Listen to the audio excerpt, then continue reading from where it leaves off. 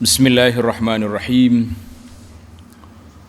Alhamdulillahi rabbil alamin, wassalatu wassalamu ala rasuli rabbil alamin, nabiyyina wa habibina wa qudwatina Muhammad ibn Abdullah wa ala alihi wa sahbihi wa man walah, amma ba'du.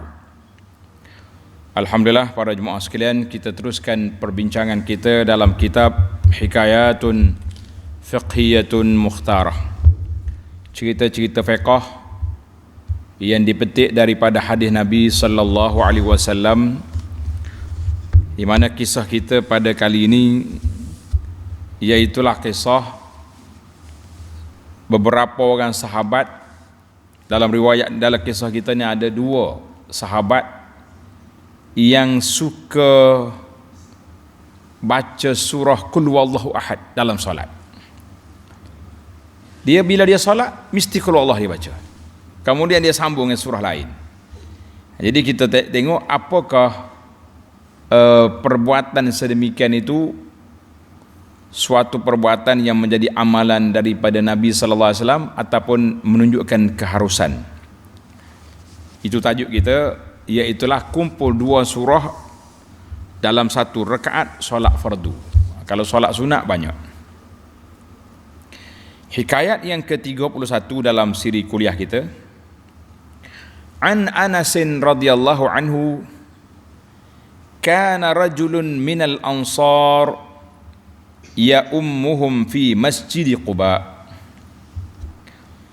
Ada seorang laki-laki daripada kalangan Ansar, nama dia Kulthum bin Al-Hidm.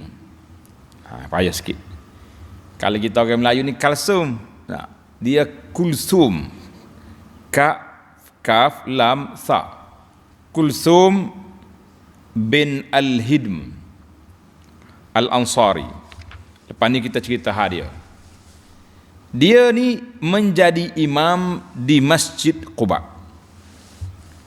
Masjid Quba ni tuan-tuan adalah merupakan masjid yang pertama dibina oleh Nabi sallallahu alaihi wasallam dalam sejarah Islam. Dalam sejarah Islam ini, masjid pertama Nabi kita bina Masjid Quba. Bila Nabi kita sampai ke Quba, Nabi kita sampai 8 hari bulan Rabiul Awal tahun pertama hijrah. Sebab ada orang kata Nabi masuk Madinah 12, dan 12 tu sampai ke Madinah, 8 di Quba. Maka Nabi sampai di Quba, baginda sallallahu alaihi wasallam telah membina Masjid Quba. Dan kita dah bincang dulu dalam tajuk kelebihan Quba ini. Allah Ta'ala sebut dalam Quran, la masjidun ussisa ala taqwa min awwali yawmin ahaqqu an taquma fih. Masjid yang dibina di atas dasar takwa yang berhak untuk kita berdiri beribadat padanya. Dan Nabi SAW sentiasa pergi solat di Masjid Quba pada hari Sabtu, sama ada berjalan kaki ataupun naik kenderaan. Dengan Nabi kita sallallahu bersabda, salatu fi masjid Quba ka umratin. Solat di Masjid Quba ni pahala dia boleh sekali umrah. Masya-Allah. Baik, kita tak nak cerita panjang tentang kelebihan Masjid Quba, panjang lagi.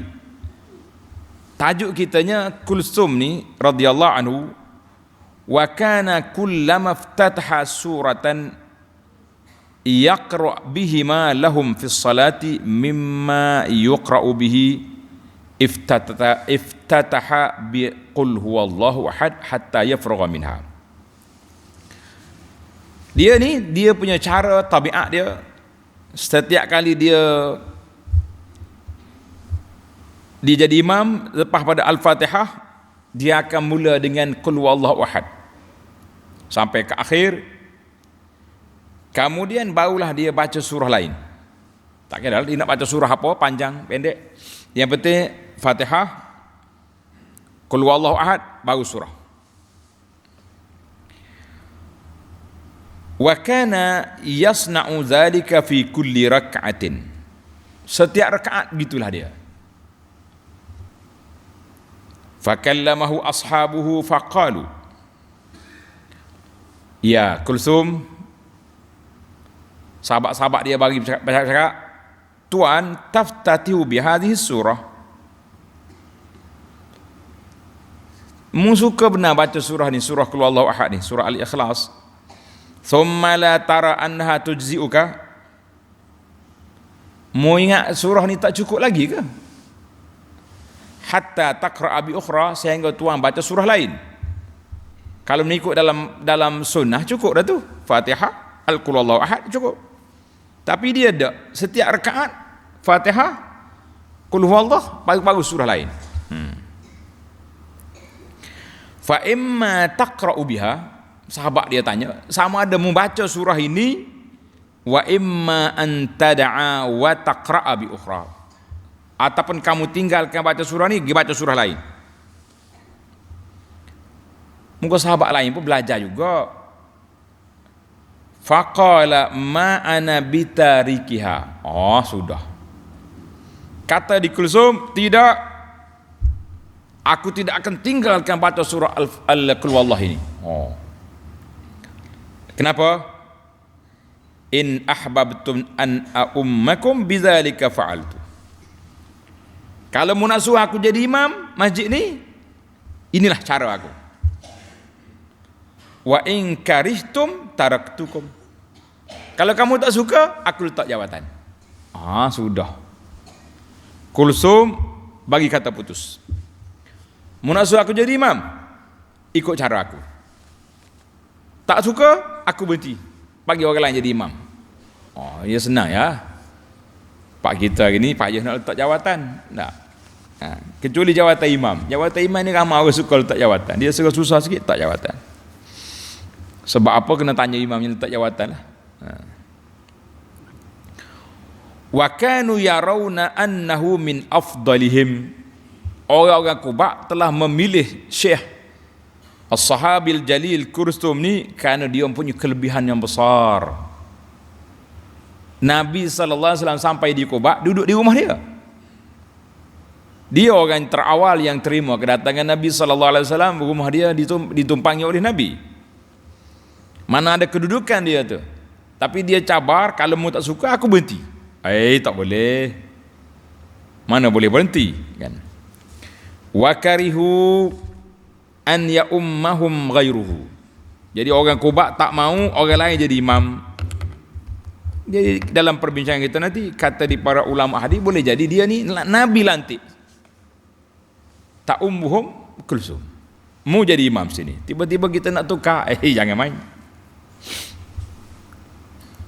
Falamma atahumun nabiyyu sallallahu alaihi wasallam, bila Nabi datang ke Quba, kita dah sebut tadi, Nabi kita ni sallallahu alaihi wasallam setiap minggu dia pergi Quba. Jadi kalau kita pergi ke Madinah, tuan-tuan muslimin dan muslimat, jangan bakhil.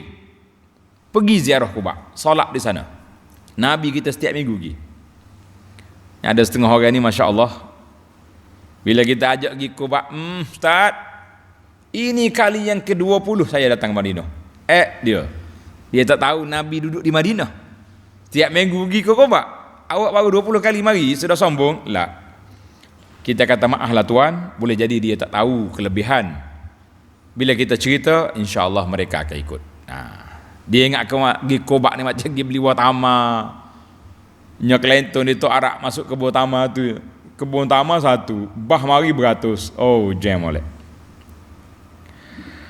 Jadi apabila Nabi SAW datang ke Quba, akhbaruhul khabara. Sahabat-sahabat di Quba cerita kepada Nabi, ya Rasulullah, imam kami ni cara dia. Kami larang dia tak dengar, dia nak juga. Faqala sallallahu alaihi wasallam, ya fulan, ma yamna'uka an taf'ala ma ya'muruka bi ashabuk. Fulan, apa yang menghalang kamu nak ikut sahabat-sahabat kamu ni? Sahabat kamu ni minta apa? Minta supaya kamu ikut cara Nabi salat, Fatihah, surah, jangan kembar surah dalam salat ini. Wa ma yahmiluka ala luzumi hadhihi surah fi kulli raka'atin. Dan apa sebabnya kamu nak baca surah Qul Huwallah ni setiap kali rakaat? Kenapa? Dia jawab, Kulsum ni jawab, faqala inni uhibbuha. Masya Allah. Rasulullah, bukan saya nak kerah kepala, tapi saya sangat suka dengan surah keluar Allah ini, sebab surah ini mengandungi tauhid, menafikan segala kekurangan, lam yalid wa lam yulad. Saya suka. Maka Nabi SAW terus jawab, hubbuka iyyaha, dengan ni, hubbuka iyyaha adkhalakal jannah. Kesayangan kamu, kecintaan kamu kepada surah Qul Huwallahu Ahad ini memasukkan kamu ke dalam syurga. Masya Allah. Kenapa para jemaah? Sebab surah ini mengandungi tauhid. Siapa dia suka dengan surah ini, sudah tentu dia beramal. Kalau suka saja tak beramal, tidak jadi, kan? Tanda hadis ini rawahul Bukhari mu'allaqan bi sighatil jazmin. Imam Bukhari riwayat dengan ta'liq dengan lafaz jazam. Wa rawahu Tirmizi mausula. Baik, itu kisah dia. Ceritanya begini. Dilalatul hikayah. Cerita ini menunjukkan kepada kita tentang apa? Ini soalan. Qala al-ulama wa hadha al-hadith yadullu 'ala al-jawaz. Hadis ini menunjukkan harus kita campur dua surah dalam solat fardu. Tuan-tuan kena tanda solat fardu. Kalau solat sunat 10 surah pun tak apa. Sebab kan Nabi kita baca Baqarah, lepas tu dia sambung lagi, kan? Itu ada. Tapi dalam solat fardu dia tak buat. Maka wala yustahab, tapi tidak sunat.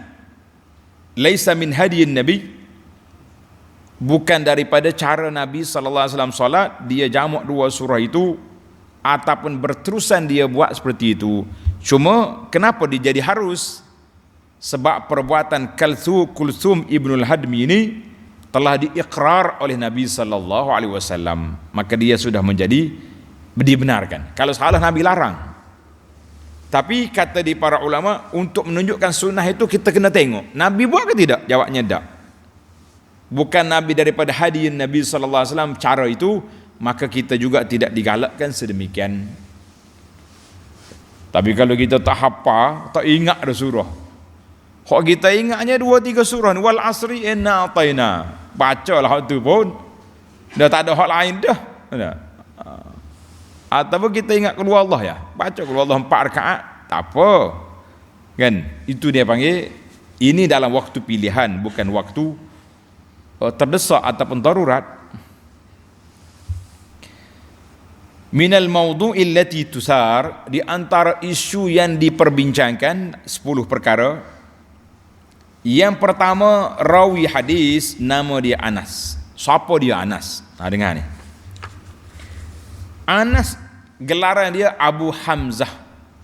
Abu Hamzah, nama dia Anas bin Malik ibn Nadar An-Najjari Al-Khazraji. Dia tu Bani Najjar dan daripada kabilah Khazraj. Al-Ansari, orang Madinah. Dia menjadi khadam Nabi sallallahu alaihi wasallam dan salah seorang sahabat yang banyak meriwayat hadis. Kalau kita baca hadis kan jumpa sama. Anas, Abu Hurairah banyak, kan? Dia kata ketika Nabi sallallahu alaihi wasallam sampai di Madinah hijrah, wa ana ibnu 10 sinin, waktu tu umur aku 10 tahun. Dia ingat dah lah.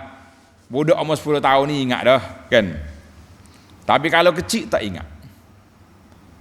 Dalilnya banyak cerita-cerita yang berlaku di Madinah waktu anak duduk di sana dengan anak-anak tu. Bila kita cerita tak ingat dah budak-budak ni. Cerita ni tak ingat, ni tak ingat. Cerita sekolah dia ingat lah.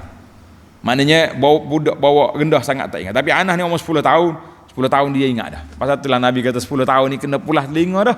Kalau tak salat kan kena pukul. Mak dia nama Ummu Sulaim. Bila Nabi sampai Madinah, Ummu Sulaim bawa Anas jumpa dengan Nabi sallallahu alaihi wasallam, wa faqalat lahu haza Anasun ghulamun yakhdimuka faqabilahu. Rasulullah, Anas ni saya serah untuk menjadi khadam Nabi, bukan hamba, khadam, pembantu. Rasulullah nak suruh dia apa, suruhlah.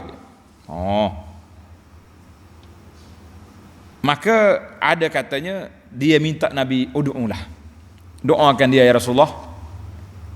Maka Nabi kita doa, tengok doa Nabi berkat, Allahumma rzuqhu malan wa waladan wa barik lahu.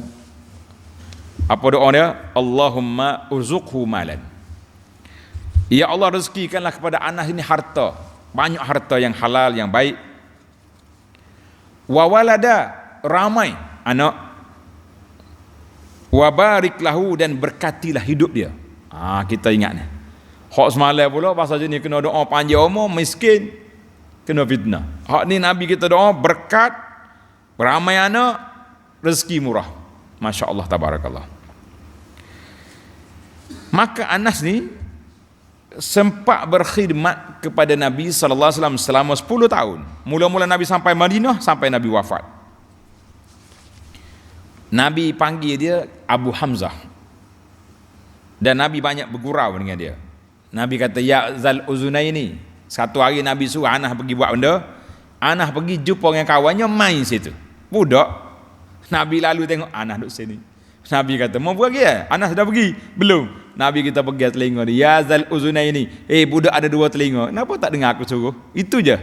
Pasal tu Nabi kata, Anas kata radhiyallahu anhu, dia kata sejak aku khidmat Nabi 10 tahun tak pernah Nabi tanya kenapa buat gini, kenapa tak buat gini, atau tengking, tidak ada. Tapi gitu Nabi tanya, ya Zal Uzunaini, budak 2 telinga, aku suruh apa tadi?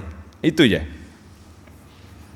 Hasil daripada doa Nabi, tanda tuan-tuan, ini doa Nabi berkat. Maka Anas ni senang hidup dia. Dia ada kebun berbuah 2 kali. Subhanallah. Orang lain kebun sekali ya setahun, dia 2 kali setahun buah. Berkat doa Nabi. Dan dia hidup sehingga sampai kepada balagha mi'atan wa salasina. Umur dia 130 tahun. Panjang umur dia, Nabi minta panjang umur. Dia meninggal mengikut pendapatnya rajah tahun 93.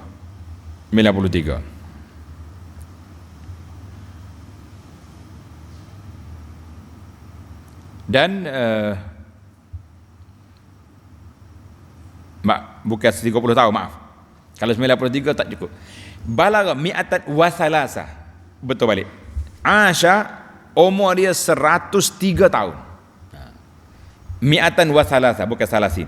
103 tahun, jadi betul lah dia mati umur tahun 93 kan. Sebab waktu Nabi sampai Madinah dia umur dia 10 tahun.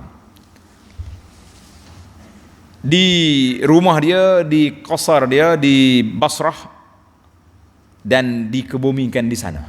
Kubur dia di Basrah di Iraq. Dengar ni, oleh kerana umur dia panjang, wa dafana radhiyallahu anhu qabla an yamut, dia telah kebumikan daripada keturunan dia sebelum dia mati, daripada zuriat dia, selain daripada walad waladihi, lain daripada cucu dia seorang, dia telah kebumikan keluarga dia seramai 125 orang. Mati dulu pada dia. Anak cucu dia, Masya Allah, ramai cucu dia. Dan dia ni mustajab doa. Satu hari waktu kemarau, orang mari cerita dia, Syekh Anas Kohroman ni katanya, orang yang jaga kebun dia mari, Syekh Anas, atishat arduna, bumi kita merekah habis dah, kering kontang, tak ada air. Anas pun bangun ambil wuduk, dia keluar pergi ke padang pasir, solat 2 rakaat, kemudian dia doa, Allahumma aghithna, ya Allah turunlah hujan, gelap selalu langit. Masya Allah. Summa amtaratis sama saifan, turun hujan musim panas. Pelik. Dia pun suruh orang pergi tengok, siapa mana hujan. Orang pergi tengok, dia kata lam ya'du ardahu illa yasir, Tanah Anas sini hujan itu lepas sikit lah. Maknanya hujan tu di kawasan dia saja. Ini dia panggil mustajab doa. Masya Allah tabarakallah. Itulah Anas. Banyak lagi lah cerita-cerita Anas yang kita kena dengar nanti insya Allah. Untuk cerita kenapa kita jadi Abu Anas, ini maklumat lah. Waktu ana sedang siapkan risalah magister, orang Arab panggil magister, orang kita kata master, tesis master. Ketika di saat itu kita tengah duduk sibuk-sibuk ni, mari Anas. Jadi alhamdulillah kita kata nama dia Anas. Kebetulan pula dia lahir awal pada masa tengah duduk siap ambil visa tiket ada dah, tengah duduk siap ambil nak balik, konon-kononnya nak balik beranak di Malaysia lah, mesti cuti senang sikit. Anak Malaysia ni anak pertama pula. Anas tak mau, kecuali nak beranak, nak lahir di Madinah. Tak boleh balik. Doktor kata tak boleh balik, anak mu kena lahir di Madinah. Jadi masa tu tengah duk sibuk tesis. Waktu anak tulis tesis cerita Anas pun lahir, kita pun namakan dia Anas. Itu. Tafaul dengan doa Nabi sallallahu alaihi wasallam, Allahumma rzuqhu malan wa waladan wa barik lahu. Dan Allah Taala berkatlah panjang umur dia, banyak rezeki dia dan ramai anak dia sebagaimana doa Nabi sallallahu alaihi wasallam. Jadi kita tafaul, kita kata Allah ada budak ni lahir kecil, biarlah kita letak nama dia Anas. Radhiyallahu an Anas bin Malik wa yahfazallahu Anasan wa ikhwanahu jami'an insyaallah. Itu cerita Anas. Baik. Yang kedua, siapakah imam yang suka kepada surah Qul Huwallahu Ahad? Siapa? Imam itu laki-laki yang jadi imam mengikut pendapat yang sahih Kulsum ibnul Hidim. Dia tulis ha baris bawah. Ada setengah kata baris atas Ibnul Hadam, tapi di sini Ibnu Al-Hidim Al-Ansari min Bani Amr bin Auf, orang Quba. Memang orang kampung dia situ. Di nisbah dianya Kulsum ibnul Hidim bin Imra'il Qais ibnul Haris. Sahabat Nabi SAW dikenali dengan nama Kulsum. Dia waktu masuk Islam, Nabi sampai Madinah itu dia sudah syaikhan kabiran, sudah tua, orang sudah berumur. Dia masuk Islam sebelum Nabi sampai ke Madinah. Islam awal lagi dia. Bila Nabi sampai ke Quba, maka Nabi SAW dipersilakan duduk di rumah Kulsum ibnul Hadim, rumah dia. Ini sepakat ulama-ulama sirah mengatakan sedemikian. Nabi kita duduk di rumah Kulsum 4 hari. Nabi sampai hari Isnin 8 Rabiul Awal, Isnin, Selasa, Rabu, Kamis. Kemudian pada hari Jumaat, Nabi kita keluar daripada Quba nak pergi ke bandar Madinah. Daripada Quba lebih kurang 500 meter berjalan sampai ke Bani Amr bin Auf. Dia panggil Wadi Ranauna. Dalam nama tempat tu Wadi Ranauna, masuk waktu Jumaat. Maka Nabi kita sallallahu alaihi wasallam solat Jumaat yang pertama di Bani Salim bin Auf. Bani Salim bin Auf, Wadi Ranauna. Nabi kita sallallahu alaihi wasallam solat Jumaat yang pertama. Kalau tuan-tuan pergi Madinah sekarang, daripada Masjid Quba setengah kilometer kita akan nampak satu lagi masjid tengah-tengah. Itu nama dia Masjid Jumaat. Masjid apa tu? Masjid Jumaat. Orang pergi dah nampak, orang tak pergi lagi pun kena nampak juga. Biar nampak lah. Sebab kita cerita nak suruh nampak. Quba, Jumaat, Masjid Nabi. Quba dengan Masjid Nabawi sekarang 3 kilometer. Nabi kita pergi jalan kaki balik. Dan alhamdulillah pihak majlis bandaraya Madinah sekarang dia telah buat pedestrian musyad, tariqul musyad, jalan kaki, tempat untuk jalan kaki daripada Quba ke Masjid Nabi. Nak suruh orang hidup balik sunnah berjalan. Jadi orang kuat-kuat ni tak payah nak gatih basikal kuat sih. Tak. Lepas solat subuh Kita zikir, kita berjalan sambil zikir pagi, sampai Quba, maya duha balik. Menarik kan tu? Allahu Akbar. Anda tengok dalam video 2-3 hari lepas, ada sekumpulan pengkaji sirah.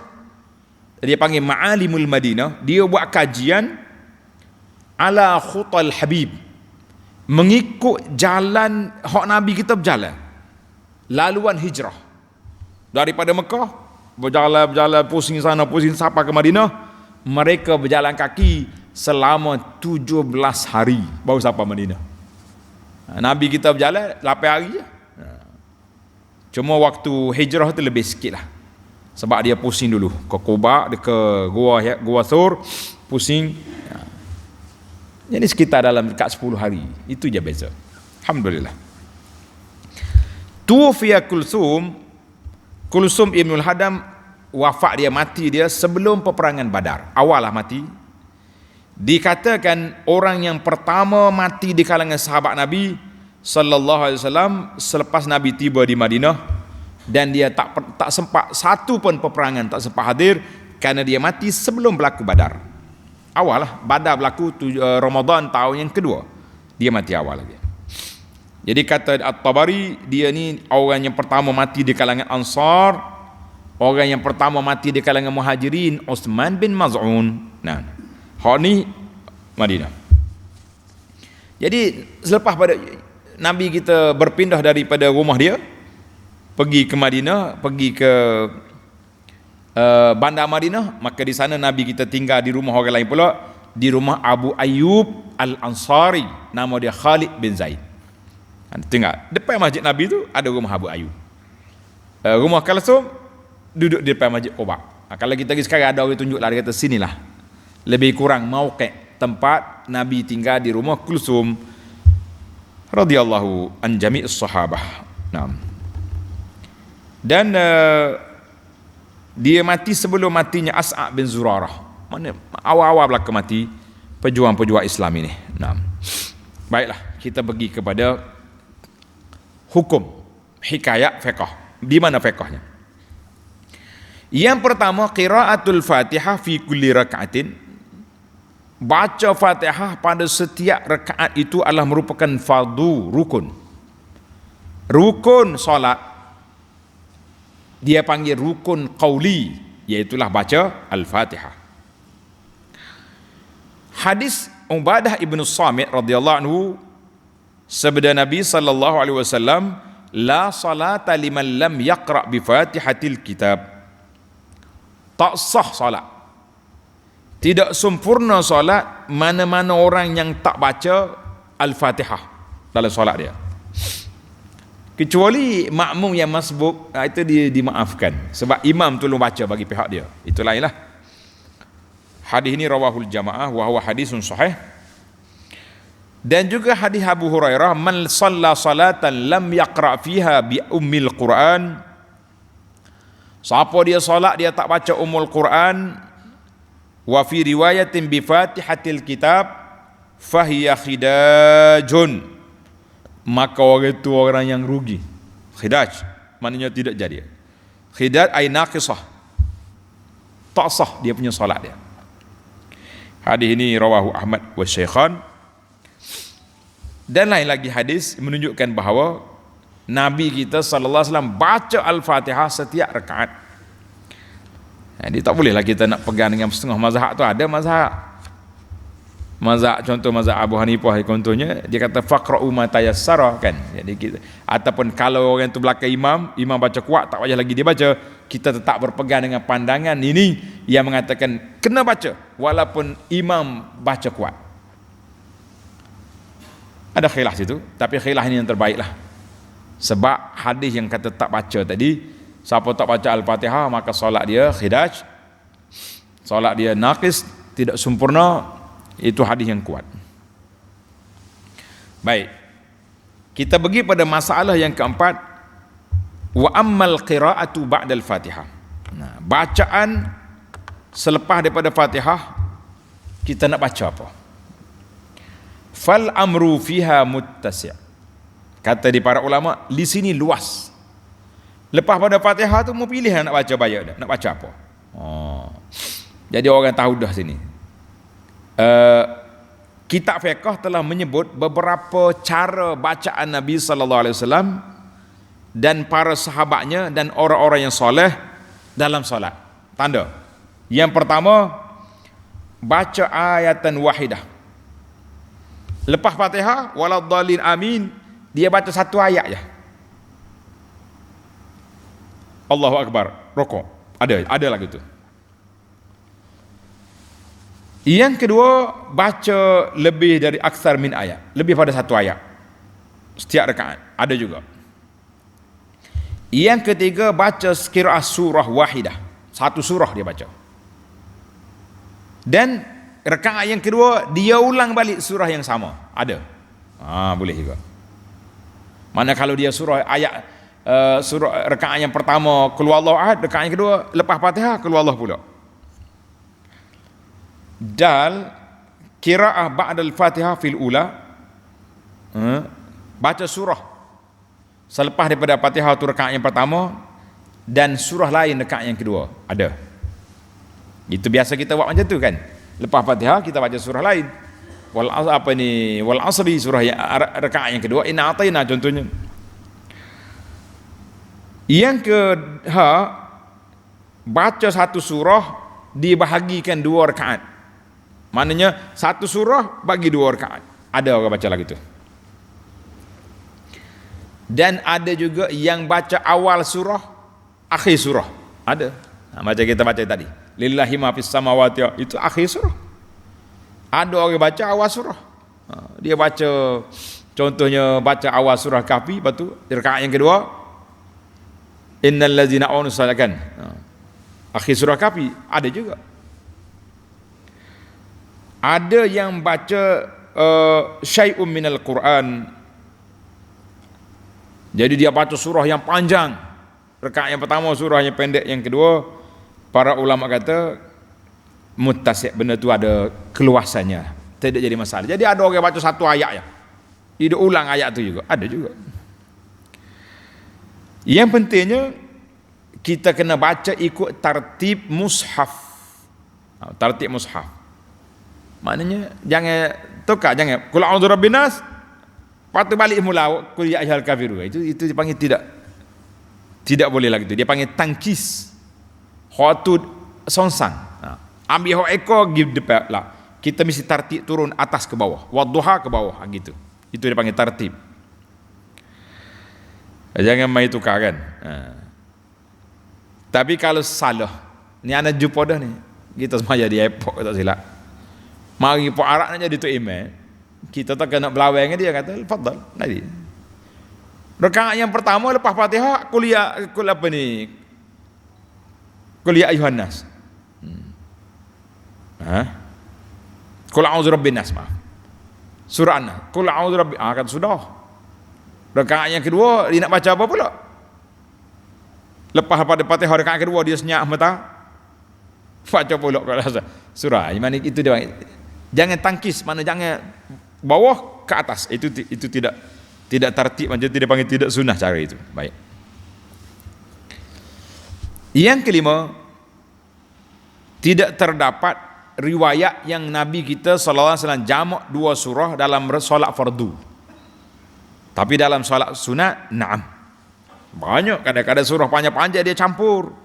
Kan solat fardu tidak. Cuma dalam sahabat kita ni, sahabat yang tuan hikayat kita ni, dia campur dua. Qul ya ayyuhal kafirun dengan apa? Dengan surah lain. Maka jadi apa? Kata di para ulama Islam, hadza hikayatu fi'lin. Maknanya perbuatan ini satu perbuatan yang dibuat oleh seorang sahabat. Cuma Nabi kita sallallahu alaihi wasallam benarkan dia. Sebab itu kita tak jadikan dia tu satu sunnah. Tak ada ulama kata sunat lepas Al-Fatihah qul huwallahu ahad baru surah, tidak ada. Cuma para ulama mengatakan hazal hadis yadullu alal jawaz, menunjukkan harus kalau ada orang buat biar. Tapi kalau kita tak nak buat, tak, sebab tidak terdapat riwayat Nabi kita buat macam tu. Kisah yang sama, tanda tuan-tuan, Kisah yang sama tadi hadis Anas. Hadis Anas, Imam Masjid Quba, Kulsum Ibnul Hadam, lepas Fatihah dia baca apa? Dia baca Qul huwallahu ahad, baru baca surah. Hadis yang kedua ni riwayat Aisyah radhiyallahu anha, anna Rasulullah sallallahu ba'atha rajulan. Nabi kita telah hantar satu kumpulan tentera. Dan dia lantik seorang jadi imam, jadi ketua dia panggil ketua kan. Dia panggil jadi ketua. Lepas pada tu kana yaqra'u li ashabi fi salatihim, dia baca Fatihah, lepas tu dia baca surah panjang sebelum rukuk, fayakhtimu bi qul huwallahu ahad. Setiap kali habis surah sebelum rukuk mesti baca qul huwallahu ahad. Jadi sahabat kata pelik dia ni, campur dua surah macam mana ni? Bila balik sahabat ni pergi bagi tahu kepada Nabi sallallahu alaihi wasallam, ya Rasulullah, ketua kita tu ni cara dia. Fatihah, surah, akhir dengan qul huwallahu ahad. Macam mana? Nabi pun kata, saluhu li ayyi syai'in yasna' zalik. Nabi kata, pergi tanya dia, kenapa dia buat macam ni? Kenapa? Nabi suruh sahabat yang repot ni pergi tanya. Pergi sahabat ni. Bos, tak tahulah sesuai ke tidak panggil bos. Ini pejuang Islam. Kita kata wahai sahabat lah, ya Amir, ketua kita. Kenapa setiap kali rakaat qul huwallahu ahad? Kenapa? Nabi suruh tanya. Faqala li annaha sifatur rahman fa ana uhibbu an aqra'a biha. Sebab qul huwallahu ahad ni sifat Allah, maka aku suka baca setiap kali rakaat. Sahabat ni beritahu kepada Nabi sallallahu alaihi wasallam, ya Rasulullah, ni jawapan dia. Jawapan dia sebab sifatur rahman dia suka. Faqala sallallahu alaihi wasallam, akhbiruhu annallaha yuhibbah. Allahu akbar. Nabi kata, pergi beritahu kepada ketua kamu, Allah Taala sayang kepada dia. Sebab dia sayang kepada sifat Allah, maka Allah sayang kepada dia. Subhanallah. Hadis Anas tadi lain kan. Nabi kata, oleh kerana dia sayang ke surah ni, maka dia akan masuk syurga. Hak ni Allah sayang ke dia. Jadi tuan-tuan kalau sayang, banyak baca surah Qul huwallahu ahad. Kalau kita salat sunat kita baca. Tapi jangan tak baca surah lain. Baiklah, hadza tariqun akhar minas sahabah. Jadi dua riwayat kata. Yang keenam, maka di sini para ulama telah mengatakan, membuat kesimpulan bahawa dua peristiwa itu lain. Sekali di Quba, sekali lagi di tempat peperangan. Jadi kita kata menunjukkan bahawa dua peristiwa, dua-dua imam cintakan surah Qul huwallahu ahad. Yang seorangnya Nabi kata hubbuka iyyaha adkhalakal jannah, oleh kerana mu sayang ke Fatihah Allah Taala masuk ke dalam syurga. Yang kedua, akhbiruhu annallaha yuhibbahu, beritahu pada dia Allah sayang ke dia sebab dia suka dengan surah Al-Ikhlas. Alhamdulillah. Yang ketujuh, Nabi SAW beritahu dia ni masuk syurga, ia ni mendapat cinta Allah Ta'ala, tidak menunjukkan bahawa perbuatan itu sunnah, nak menunjukkan kepada cinta mereka kepada surah Qul huwallahu ahad itu mendapat kelebihan. Adapun cara solat itu, maka Nabi kita sallallahu alaihi wasallam tidak buat lagu tu. Jadi kita pun jangan buat. Yang ke-8, mauqiful imam minal ma'mumin. Imam tengok dia. Waktu orang tegur Kulsum, dia kata la, aku tak ketinggal. Mana imam tu kalau ilmu dia macam tu, dia kena tetap dengan pendirian dia, jangan keluk-kelek tu orang, tak boleh. Sehinggalah dia tegur oleh para ulama juga, barulah dia kena tukar. Jangan orang ulama juga mari tegur dia, celak mata lah. Itu bukan orang baik dah tu, kan? Maka imam ni kena kuat jiwa syakhsiah supaya jangan ikut sangat cara orang. Orang Kelantan kata jangan ikut area orang. Ikut area orang. ikut kehendak manusia ramai, tak kerja buat lagi tanya duduk turut dia. Allah pun larang dalam suratul An'am 116, wa in tuti aktsara man fil ardi yudilluka an sabilillah. Kalau mau ikut orang ramai boleh jadi mu sesat jalan. Mu kena ikut yang benar. Itu yang cara. Dan baiklah, yang kesembilan dalam hikayat ini juga Ahlu Quba tak mau lepaskan jawatan Kulsum Ibnul Hadam. Sebab apa? Sebab dia orang yang paling afdal dan dia orang yang paling tua. Nabi kita sallallahu ajar orang tua dihormati, bukan disakiti, kan? Boleh jadi dia juga telah dilantik oleh Nabi sallallahu alaihi wasallam menjadi imam. Kalau Nabi lantik dia jadi imam, tak bolehlah orang lain kacau dia. Dia tak boleh letak jawatan. Nak letak jawatan kena pergi jumpa Nabi dulu sallallahu alaihi wasallam. Tak boleh suka-suka. Itu bahaya. Yang ke-10, Qul huwallahu ahad ni mempunyai ciri-ciri keistimewaan. Tanda tuan-tuan. Qul huwallahu ahad, di antaranya hadis Abu Darda, Nabi SAW pernah bertanya sahabat, ayajizu ahadukum, sahabat, dengar ni, adakah kamu lemah nak baca setiap malam 1/3 Quran? 1/3 ni 10 juzuk, bukannya sikit. Sahabat tanya, wa kaifa, bagaimana seorang tu baca 1/3 Quran ya Rasulullah? Kata Nabi sallallahu alaihi wasallam, qul huwallahu ahad ta'dilu sulus al-Quran. Baca sekali keluar Allah menyamai 1/3 Quran dari sudut pahala dia. Tapi kalau kita baca banyak lagi pahala.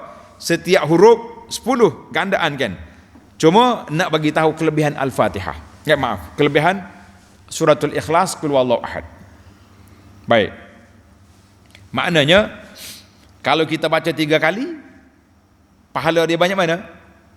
Sekali khatam Quran. Baca 3 kali sekali khatam Quran. Dalam hadis lain pula, hadis ini diriwayat oleh Imam Muslim daripada Abu Sa'id Al-Khudri, anna rajulan sami'a rajulan yaqra. Seorang sahabat ni dia dengar sahabat yang lain baca qul huwallahu ahad, dia ulang dalam solat malam dia sampai subuh, duk baca surah saniyah. Qul huwallahu ahad Allahus samad lam yalid wa lam yakul lahu kufuwan ahad. Qul huwallahu ahad pula. Tak tahulah berapa kali dia rukuk sujud, yang penting dia tak baca surah lain. Al-Fatihah, qul huwallahu ahad. Qul huwallahu ahad dia ulang sampai subuh. Allahu akbar. Jadi pagi esok orang cerita ke Nabi sallallahu alaihi wasallam, dia sendiri pergi. Ja'a ilan Nabi fa zakara zalika lahu. Jadi sahabat ni ingat sikit pahala dia tu. Faqala Rasulullah sallallahu alaihi wasallam, wallazi nafsi biyadihi innaha la ta'dil sulus al-Quran. Nabi kata, demi jiwa aku di tangan Allah Taala, pahala dia sama dengan 1/3 Quran. Suka kita. Hadis ini rawahu Malik wal Bukhari wal ghairuhu. Allahu akbar. Hadis yang ketiga, tanda tuan-tuan. Man qara'a qul huwallahu ahad hatta yakhtimaha 10 marat. Dengar ni, makcik-makcik, pakcik. Saya nak tanya seorang-seorang malam ni. Surah qul huwallahu ahad ni ingat ke tak ingat? Dia ke jawab. Ingat dah ke tak lagi? Kalau tak ingat kita nak atas balik ke pasti semula. Biar duduk dengan cucu. Ngapa qul huwallahu ahad. Ingat dah? Dengar ni, hadis ni. Nabi kata, man qara'a qul huwallahu ahad hatta yakhtima 10 marat. Siapa dia baca qul huwallahu ahad 10 kali, pagi 10 kali, tengah hari 10 kali, malam 10 kali, nak tidur 10 kali, kerja lain tak ada dah kita ni. Kerja nak tunggu mati ni. Banallahu lahu qasran fil jannah. Nasya Allah Taala bina sebuah mahligai dalam syurga. Nak ke tak sih? Nak? Jangan lupa baca 10 kali. Hadis ini sahih di dalam Sahih Al-Jami' dan juga At-Targhib, mengatakan sanad dia sahih. Alhamdulillah. Al-Hafidz Ibnu Hajar rahimahullah taala kata, wa fihi dalilun ala jawazi takhsisi ba'dil ayat. hadis menunjukkan boleh kita pilih ayat-ayat tertentu untuk kita jadikan wirid bacaan kita dalam solat. Boleh. Macam kita, mana kita ingat ialah, kalau kita tak hafal Quran, orang hafal Quran dia ingat belaka. Baiklah, untuk penutup perbincangan kita ni sebagai motivasi kepada para jemaah sekalian, ada sebuah buku kecil. Buku tu nama dia Jibal Hasanat Bidaqa'iq Ma'dudat. Beberapa gunungan pahala dalam beberapa saat. Seminit, alhamdulillah, ana dah test. Kita baca seminit qul huwallahu ahad boleh berapa kali? Tuan-tuan balik baca rumah ni. Seminit ni ada hak boleh baca 10 kali. 1 minit.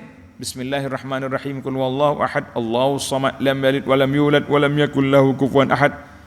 10 kali ulang. Ada hak lebih lagi. Maknanya kalau kita boleh baca 12 kali seminit, bermakna dalam seminit kita boleh pahala 3 kali khatam. 3 apa? 3 kali 1 kali kan? 4 kali khatam Quran. Masya-Allah, boleh 12 kali. Kalau kita boleh 9 kali seminit, maknanya seminit kita sudah dapat pahala khatam Quran 3 kali, 4 kali. Subhanallah. Kaya ke miskin kita? Kena kaya. Hari-hari baca Qul Allah 10 kali boleh sebuah rumah. Kita jaga pula solat sunat, projek mega mampu milik kita, 12 rakaat rawatib tak pernah tinggal, 2 rumah. Kaya. Kau miskin.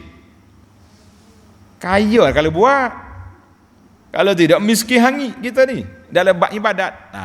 Baiklah para jemaah sekalian, tamatlah perbincangan kita dalam hadis kisah imam di Masjid Quba. InsyaAllah kita sambung lagi kisah kita dalam siri yang akan datang, dalam kisah yang lain pula insyaAllah. Subhanakallahumma wa bihamdika asyhadu an la ilaha illa anta astaghfiruka wa atubu ilaih. Wa sallallahu ala nabiyyina Muhammad wa ala alihi wa sahbihi ajma'in walhamdulillahi rabbil alamin. Wassalamu alaikum warahmatullahi wabarakatuh.